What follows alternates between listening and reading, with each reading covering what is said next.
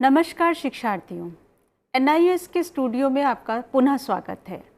मैं डॉक्टर प्रतिभा शर्मा आज आपसे जिस विषय पर चर्चा करने जा रही हूँ वह है उच्च प्राथमिक स्तर पर भूगोल शिक्षण। भूगोल शिक्षण को समझने से पहले हम ये देखें कि इसके मुख्य बिंदु क्या हैं। हमारी वार्ता के मुख्य बिंदु हैं भूगोल का महत्व एवं पाठ्यक्रम में उसका क्या स्थान है, उच्च प्राथमिक स्तर पर भूगोल शिक्षण के क्या उद्देश्य हैं, पाठ्यक्रम निर्माण के क्या सिद्धांत होते हैं, किन शिक्षण विधियों का और प्रविधियों का शिक्षक प्रयोग करता है या कर सकता है, भूगोल शिक्षण की विशिष्ट शिक्षण विधियां कौन सी होती हैं, भूगोल शिक्षक के क्या गुण और योग्यता होती है, भूगोल शिक्षण के लिए प्रयोग की जा सकने वाली शिक्षण सामग्री कौन सी होती है, एक भूगोल कक्ष कैसा होना चाहिए, उसकी प्रयोगशाला कैसी होनी चाहिए, संग्रहालय कैसा होना चाहिए, उसका पुस्तकालय कैसा होना चाहिए और पाठ योजना निर्माण में किन चीज़ों का समावेश करना चाहिए। साथ ही संक्षेप में हम यह भी जानेंगे कि भूगोल शिक्षण में मूल्यांकन किस प्रकार होता है। दोस्तों, भूगोल शिक्षण भूगोल विषय से संबंधित है।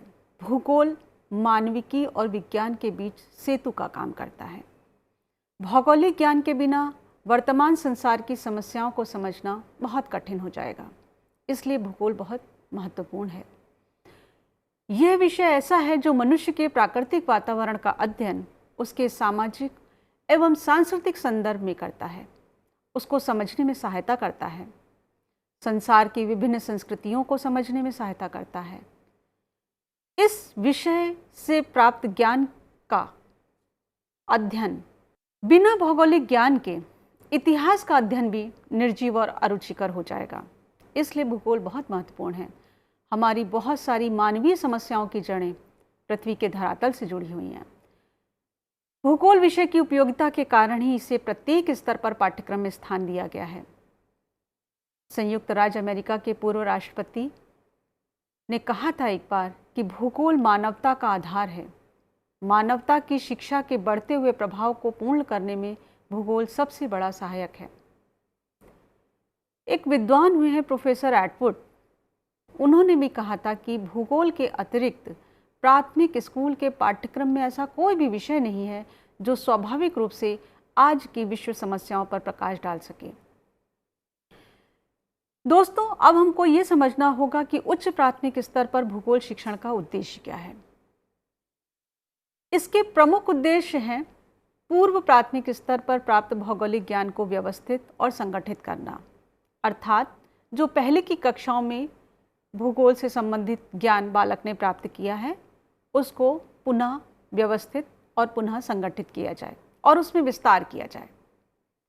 इसके साथ ही इसका उद्देश्य है भौगोलिक नियंत्रण, कार्य और कारण संबंध के ज्ञान का विस्तार करना, कोई घटना घटित हुई, क्यों हुई, उसका क्या कारण था, इसके बारे में जानना, विशेष रूप से भूगोल के संदर्भ में, धरातल के संदर्भ में, क्यों नदियों में बाढ़ आती है, क्यों पहाड़ टूटते हैं, इनके क्या कारण हैं। इस प्रकार से जो भौगोलिक घटनाएं हैं उनमें कार्य और कारण संबंध को देखना और उनके बारे में छात्रों को बताना। भूगोल शिक्षण के माध्यम से अध्यापक का उद्देश्य बालकों की विभिन्न मानसिक शक्तियों, जिज्ञासा, कल्पना, स्मरण, तर्क शक्ति इत्यादि का विकास करना भी होता है। साथ ही विभिन्न भौगोलिक प्रदेशों में पाई जाने वाली विशिष्टताओं को समझाना और उनके द्वारा मानव जीवन की विभिन्न परिस्थितियों के प्रति बालकों के मन में सहानुभूति का विकास करना भी भूगोल शिक्षण का उद्देश्य होता है। उच्च प्राथमिक स्तर पर भूगोल विषय के पाठ्यक्रम निर्माण के क्या सिद्धांत होने चाहिए। जब एक भूगोल विषय का उच्च प्राथमिक स्तर पर पाठ्यक्रम निर्मित किया जाए तो किन चीज़ों का ध्यान रखा जाना चाहिए। पहली बात, शिक्षण उद्देश्यों की पूर्ति का सिद्धांत। जो शिक्षण उद्देश्य बनाए गए हैं, चाहे वो सामान्य हों या विशिष्ट हों, उनकी पूर्ति अवश्य होनी चाहिए। ऐसी पाठ्यवस्तु और पाठ्यक्रियाएँ उसमें रखी जानी चाहिए। जीविका अर्जन का सिद्धांत। भूगोल विषय बालकों को इस प्रकार ज्ञान से समृद्ध कर दे, कौशलों से समृद्ध कर दे कि वह इस विषय के ज्ञान के साथ अपनी जीविका का अर्जन भी कर सकें। इसके अतिरिक्त तीसरा जो महत्वपूर्ण सिद्धांत है वह है अर्जित ज्ञान के हस्तांतरण का सिद्धांत। बालक अगली पीढ़ी को वो ज्ञान दे सकें, इस प्रकार से पाठ्य वस्तु रखी जानी चाहिए। सामाजिक विकास का सिद्धांत, जो विषय वस्तु बालक पढ़ रहे हैं वह बालकों को सामाजिक कौशलों से भी युक्त कर सके। साथ ही अवकाश के सदुपयोग का सिद्धांत, भूगोल विषय में जो पाठ्य सामग्री रखी जाए वो इस प्रकार संयोजित की जाए कि बालक अवकाश के समय उसका उपयोग करें और लाभान्वित हों। पाठ्य वस्तु रखते समय, पाठ्यक्रम का निर्माण करते समय यह भी ध्यान रखा जाना चाहिए कि बालकों की वैयक्तिक विशेषताएं किस प्रकार की हैं। पृथक पृथक योग्यता वाले, रुचि वाले बालकों के लिए वैयक्तिक भिन्नता के अवसर मिलने ही चाहिए। पाठ्यक्रम का निर्माण करते समय बालकों की वैयक्तिक भिन्नता को भी ध्यान में रखा जाना चाहिए। बालक विभिन्न योग्यताओं के, रुचियों के, अभिवृत्तियों के होते हैं, तो पाठ्य वस्तु का संयोजन करते समय या पाठ्य क्रियाओं का संयोजन करते समय इस तथ्य को अवश्य ध्यान में रखा जाना चाहिए। संबद्धता का सिद्धांत, एक विषय का दूसरे विषय से किस प्रकार से संबंध हो या एक पाठ्यवस्तु की एक इकाई का दूसरी इकाई से किस प्रकार से संबंध हो, यह भी ध्यान रखा जाना चाहिए, तो वो कोरिलेटेड होनी चाहिए। क्रियात्मकता का सिद्धांत, जो भी पढ़ाया जाए उसमें क्रियाएं अवश्य होनी चाहिए, उनका संयोजन अवश्य होना चाहिए, क्योंकि करके बालक ज़्यादा अच्छे से सीखते हैं। व्यापकता का सिद्धांत और बोधगम्यता का सिद्धांत, अगर पाठ्यवस्तु बोधगम्य नहीं है तो पाठ्यक्रम अपना प्रभाव पूर्ण करने में या अपने उद्देश्य की पूर्ति करने में सक्षम नहीं होगा। लचीलेपन का सिद्धांत, पाठ्यक्रम में इतना लचीलापन होना चाहिए कि परिस्थिति के अनुसार अध्यापक उसमें परिवर्तन कर सके। और जो अंतिम सिद्धांत है वो है भावात्मक एकता का सिद्धांत, छात्रों की भावनाओं को, भावावृत्तियों को पाठ्यक्रम के माध्यम से विकसित किया जा सके, यह उसमें ध्यान रखा जाना चाहिए। अब हम बात करेंगे कि उच्च प्राथमिक स्तर पर भूगोल विषय की प्रमुख शिक्षण विधियां क्या होती हैं। शिक्षार्थियों, अनेक विधियों का प्रयोग भूगोल शिक्षण में किया जा सकता है। भूगोल विषय अपने आप में वर्णनात्मक है, तो यहाँ वर्णन विधि का प्रयोग किया जा सकता है, निरीक्षण विधि का प्रयोग किया जा सकता है, भ्रमण विधि का भी प्रयोग किया जा सकता है। इसके साथ साथ तुलना विधि, प्रोजेक्ट विधि, कहानी कथन विधि, निरीक्षित अध्यापन विधि और निर्देशित अध्ययन विधि का भी प्रयोग किया जा सकता है। निरीक्षित अध्यापन विधि का तात्पर्य यानी सुपरवाइज्ड टीचिंग मेथड का तात्पर्य यह है कि छात्र अध्यापक के निरीक्षण में यह कार्य करते हैं। अध्यापक निरीक्षण करता है, छात्रों को कार्य देता है और उनको जहाँ पे बाधा आती है उस कार्य को पूरा करने में उनकी मदद करता है। निर्देशित अध्ययन विधि में शिक्षक की भूमिका केवल एक निर्देशक की होती है, बाकी सारे कार्य छात्र स्वयं करते हैं। कहानी कथन भूगोल शिक्षण की एक बहुत रोचक विधि है। सुदूर प्रदेशों की बहुत सारी तथ्यों का वर्णन कहानी के माध्यम से किया जा सकता है और ये छात्रों के लिए बहुत बोधगम्य भी होता है। इसके अतिरिक्त विचार विमर्श विधि, आगमन और निगमन विधि, समस्या समाधान विधि, कोऑपरेटिव लर्निंग मेथड यानी सहगामी अध्ययन विधि और प्रयोगशाला विधि का भी प्रयोग भूगोल शिक्षण के लिए किया जा सकता है। सहगामी अध्ययन विधि में छात्र टीम बनाकर, अलग अलग प्रकार की टीम बनाकर अलग अलग उद्देश्यों के साथ एक साथ मिलकर अध्ययन करते हैं। प्रयोगशाला विधि में छात्र भूगोल की प्रयोगशाला में बैठकर वहाँ पर कार्य करते हैं, सीखते हैं, निरीक्षण करते हैं और प्रयोग भी कर सकते हैं। कुछ विशिष्ट शिक्षण विधियां हैं जो भूगोल विषय के शिक्षण को विशिष्ट बनाती हैं, जैसे एक विधि है संकेंद्रीय विधि यानी कंसेंट्रिक मेथड। संकेंद्रीय विधि में पाठ्यवस्तु को इस प्रकार से प्रस्तुत किया जाता है कि विद्यार्थी पहले अपने घर के बारे में, फिर अपने शहर के बारे में, जिला के बारे में, तहसील के बारे में, राज्य के बारे में, देश के बारे में और फिर विश्व के बारे में जानना सीखते हैं। इस प्रकार से भौगोलिक तथ्यों को संकेंद्रित किया जाता है। प्रादेशिक विधि भूगोल विषय की एक विशिष्ट शिक्षण विधि है। भूगोल की अध्ययन सामग्री को 18 प्रादेशिक क्षेत्रों में बांटा गया है। यह प्रादेशिक या प्रदेश जलवायु या वनस्पति या अन्य आधारों पर बटे हुए हैं। उस प्रादेशिक विशेषता के आधार पर छात्रों को इसमें अध्ययन कराया जाता है।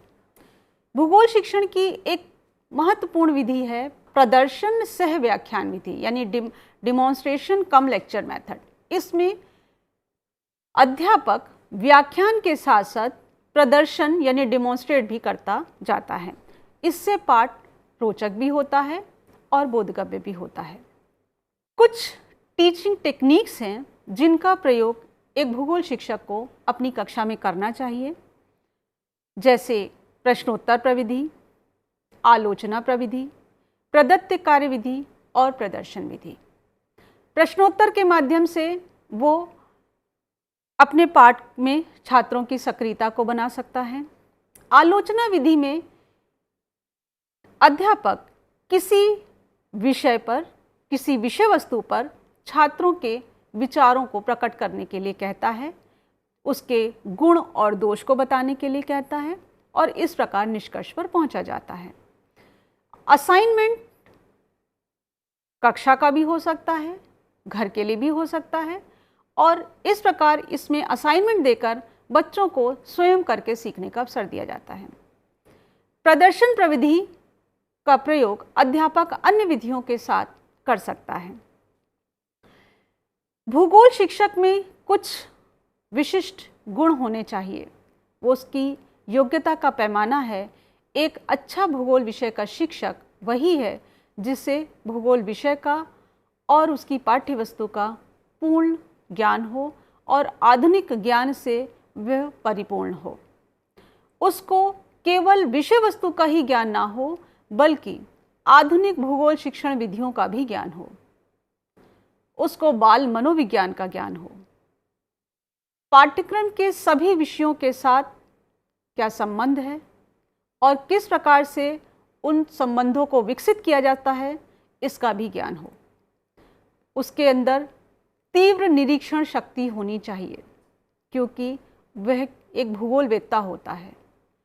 उसे भ्रमण निरीक्षण करके बहुत सारी भौगोलिक स्थितियों के बारे में, तथ्यों के बारे में अपने छात्रों को बताना होता है। उसमें नेतृत्व का गुण होना चाहिए। साथ ही अपने छात्रों को पथ प्रदर्शित कर सके ऐसी भी क्षमता होनी चाहिए। यही नहीं, अध्यापक में, भूगोल के अध्यापक में मॉडल, मानचित्र और भौगोलिक चित्र बनाने में दक्षता होनी चाहिए। उसकी भौगोलिक वस्तुओं के संग्रह में रुचि होनी चाहिए। साथ ही देशाटन के प्रति उसमें प्रेम होना चाहिए और रुचि होनी चाहिए। तभी वह अपने विद्यार्थियों को देशाटन के लिए प्रेरित कर सकता है और उनमें रुचि जागृत कर सकता है। भूगोल विषय के शिक्षण के लिए शिक्षक को अनेक प्रकार की सहायक सामग्री का प्रयोग करना होता है। विशेष रूप से उच्च प्राथमिक स्तर पर शिक्षक अनेक प्रकार की परंपरागत यानी ट्रेडिशनल और नवाचारिक सामग्री यानी इनोवेटिव मटेरियल्स का यूज़ कर सकता है। बहुत सारी द्रव्य श्रव्य और दृश्य श्रव्य सामग्री का प्रयोग कर सकता है। परंपरागत सामग्री के अंतर्गत मानचित्र, ग्लोब, चित्र, श्यामपट्ट, रेखाचित्र, पाठ्य पुस्तक के साथ साथ बहुत सारी विधियां या बहुत सारे अन्य दृष्टांत को भी प्रयोग कर सकता है।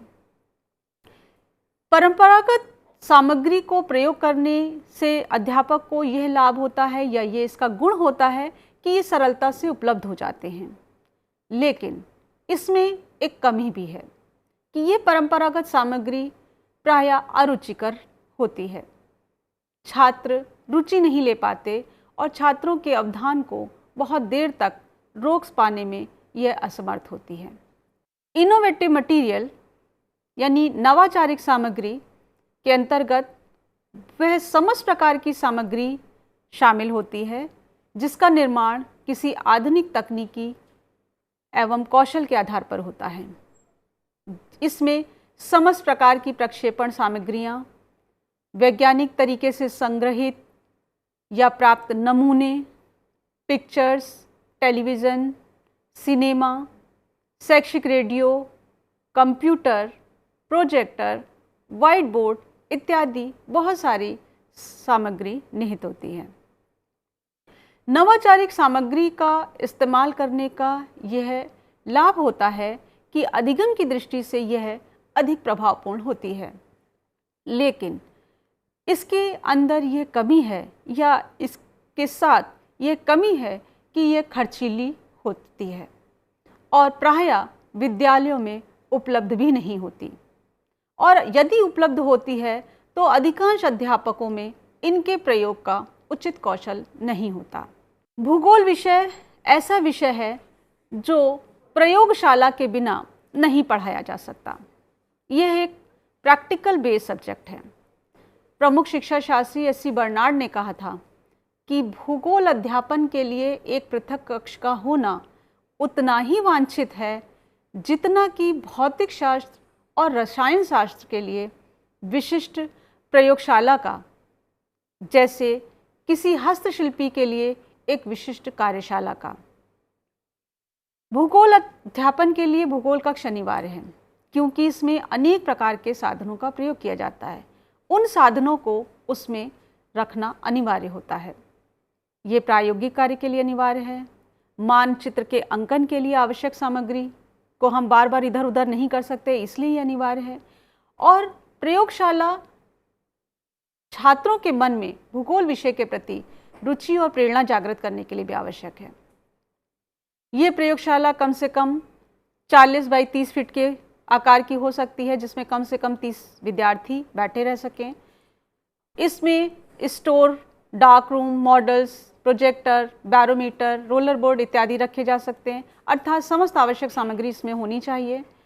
इसके अतिरिक्त भूगोल विषय में संग्रहालय भी होना चाहिए। विद्यालयों में संग्रहालय, कोशिश की जाए कि संग्रहालय हो जहाँ पर प्राचीन और दुर्लभ सामग्रियों को रखा जा सके सुरक्षित ढंग से और उन्हें बच्चों को दिखाया भी जा सके। ये बालकों के मन में सकारात्मक अभिवृत्ति और रुचि जागृत करने के लिए आवश्यक है। भूगोल विषय के लिए पुस्तकालय भी आवश्यक है, जहां भूगोल संबंधी समस्त पाठ्य पुस्तकें हों, पत्र पत्रिकाएं हों, अभ्यास पुस्तिकाएं हों, जिनका प्रयोग बालक अपने कक्षा और गृह कार्य को पूरा करने के लिए कर सकें, साथ ही समय का सदुपयोग करने के लिए भी कर सकें। मूल्यांकन के संदर्भ में यदि हम बात करें तो उच्च प्राथमिक स्तर पर अध्यापक द्वारा सतत मूल्यांकन किया जाना आवश्यक है ताकि वह विद्यार्थियों के अधिगम की गति और स्तर से परिचित होता रहे। मूल्यांकन के लिए अध्यापक पाठ के आकार के अनुसार दैनिक, साप्ताहिक, पाक्षिक और मासिक आधार पर परीक्षा ले, चाहे वो वस्तुनिष्ठ हो या व्यक्तिनिष्ठ हो। और इसी के साथ दोस्तों मैं आपको धन्यवाद बोलती हूँ, आपने बहुत धैर्यपूर्वक सुना। इसी के साथ दोस्तों मैं प्रतिभा शर्मा आपसे विदा लेती हूँ। आशा है कि यह चर्चा आपके पाठ्यक्रम की दृष्टि से आपके लिए उपयोगी सिद्ध होगी। धन्यवाद।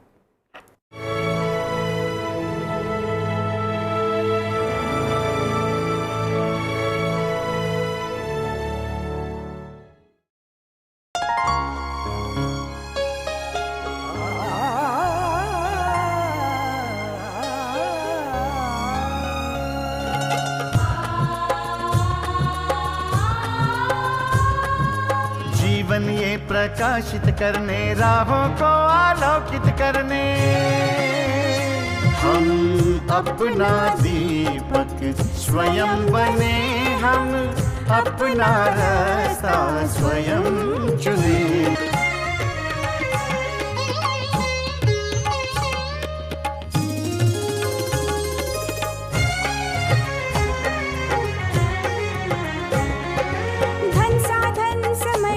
सीमा से,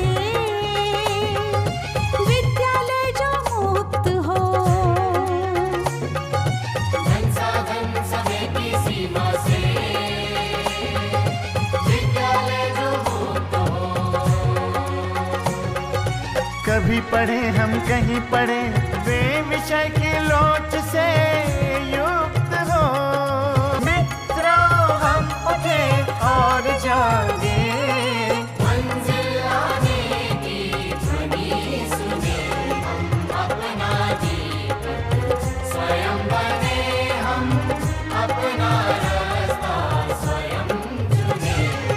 कोई मन चाहा केंद्र चुने, स्वयं बने, हम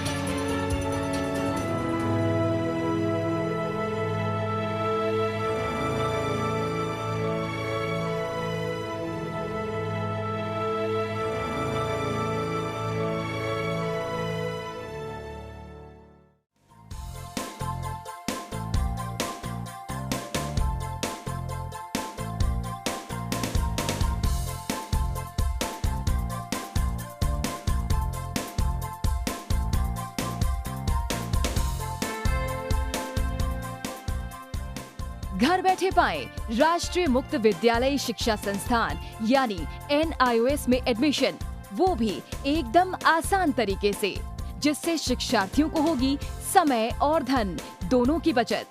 NIOS से शिक्षा कभी भी कहीं भी। शिक्षार्थियों, क्या आप जानते हैं NIOS में एडमिशन लेने का सरल और सुगम तरीका, जिससे शिक्षार्थियों को ऑनलाइन प्रवेश लेने में सहूलियत मिलती है। NIOS में प्रवेश की प्रक्रिया पूर्णतया ऑनलाइन है। शिक्षार्थी घर बैठे इंटरनेट द्वारा प्रवेश के लिए सबसे पहले NIOS की वेबसाइट www.nios.ac.in पर लॉगिन करें। अपना ईमेल आईडी और पासवर्ड डालकर अपना पंजीकरण करें। पंजीकरण के बाद लॉगिन करने पर ऑनलाइन प्रवेश हेतु आवेदन पत्र खुलेगा। आवेदन पत्र को निर्देशानुसार भरें और प्रिंट आउट लें। इस प्रिंट आउट पर अपनी फोटो संलग्न करें। ऑनलाइन प्रवेश के लिए शुल्क हेतु भुगतान के तरीके हैं: क्रेडिट कार्ड के द्वारा, डेबिट कार्ड के द्वारा, राष्ट्रीयकृत बैंक के ड्राफ्ट के माध्यम से, जो कि सचिव NIOS नई दिल्ली या नोएडा के पक्ष में देय हो।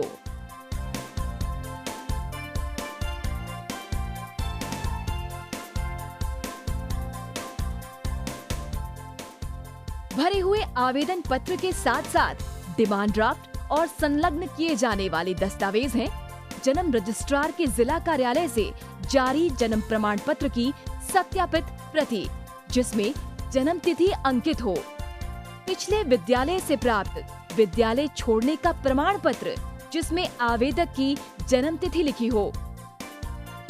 प्रवेश फॉर्म का प्रिंट आउट NIOS के संबद्ध क्षेत्रीय केंद्रों पर 10 दिनों में पहुंच जाना चाहिए, अन्यथा उचित दस्तावेज न लगे होने पर आवेदन फॉर्म रद्द किया जा सकता है। प्रवेश प्रक्रिया की पुष्टि होने के बाद शिक्षार्थियों को परिचय पत्र व अध्ययन सामग्री डाक द्वारा तुरंत पहुंचाई जाती है। ऑनलाइन प्रवेश एक बहुत ही सुगम और सुविधाजनक प्रवेश प्रणाली है। Online on time for safe and secure admission.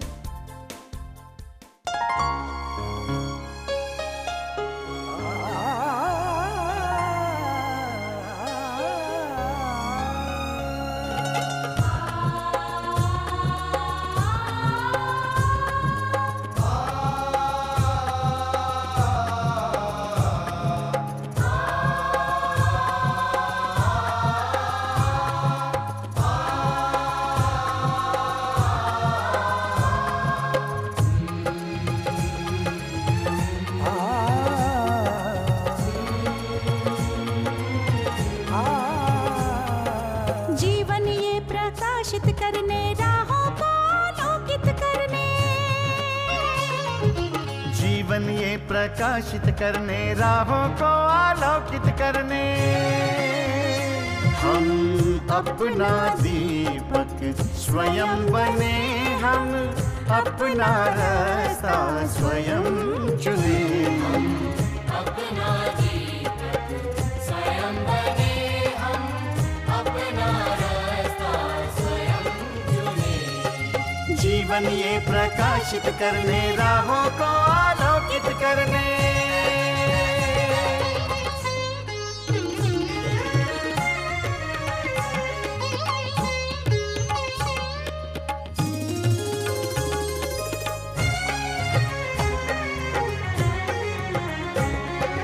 धन साधन समय की सीमा से विद्यालय जो मुक्त हो। धन साधन समय की सीमा से विद्यालय जो मुक्त हो। कभी पढ़े हम कहीं पढ़े, वे विषय की लोच से युक्त हो।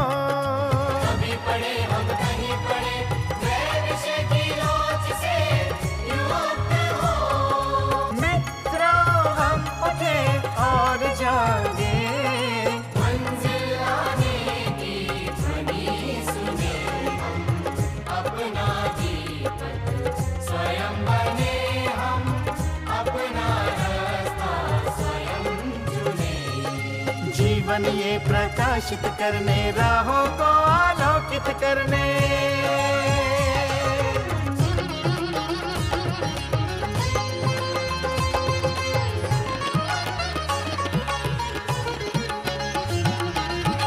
राष्ट्रीय मुक्त विद्यालय का है द्वार खुला सबकी खातिर। शिक्षा परीक्षा का अवसर एक बार ही क्यों मिलता फिर। शिक्षा और परीक्षा का अवसर एक बार ही क्यों मिलता